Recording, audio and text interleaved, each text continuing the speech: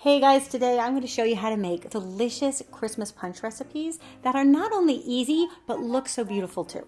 And if you're not already a subscriber, be sure to subscribe, hit that notification bell, and that way you won't miss any of my future recipes. If you're looking for a non-alcoholic Christmas punch, then you will love my spiced pineapple punch. So the first thing you want to do is infuse your pineapple juice with some delicious spices. So in a saucepan, you're going to add 3 cups of pure pineapple juice.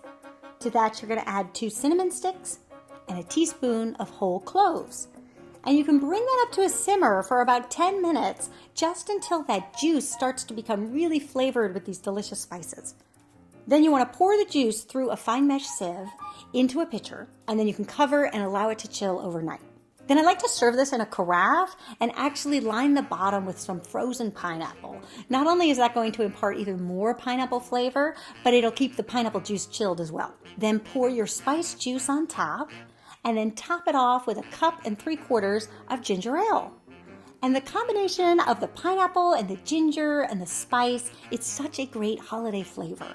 I don't know why, but for me, I always associate pineapples with Christmas. I think because growing up in Connecticut, we decorated with them a lot, and they are the sign of hospitality. So it is fun to pay tribute to them around the holiday time. Garnish with a little pineapple wedge, and then you can throw in a cinnamon stick stir. Now, if you did want to add alcohol to this, you could add a little splash of rum. That would be quite good too. Now, another great time to serve a punch is Christmas morning. So this Christmas morning punch recipe is a great way to avoid having to pour juice for everybody on Christmas morning. They can all serve themselves, and it looks so pretty and festive too. So in a punch bowl, you're going to add 9 cups of orange juice, 4 cups of grapefruit juice, and do look for the red grapefruit juice, the ruby grapefruit juice. It's a little bit sweeter and I think just looks a little prettier too. And then for a little fizz, we're going to add 2 cups of a lemon flavored sparkling water. Now what makes this really pretty is we are going to garnish with some fresh citrus. So I like to do 3 wheels of a navel orange, and you can put those right on top. And some ruby red grapefruit. Make sure you look for the ruby red because that's the one that's really pink inside. And some sliced limes. And then you have all these citrus floating around. It looks really gorgeous. And then we're also going to garnish with a little bit of fresh mint. Now, I don't know if you've had this experience, but if you drop in fresh mint leaves into a punch bowl, you give it 30 minutes and it's all wilted and looks pretty sad and kind of unappetizing.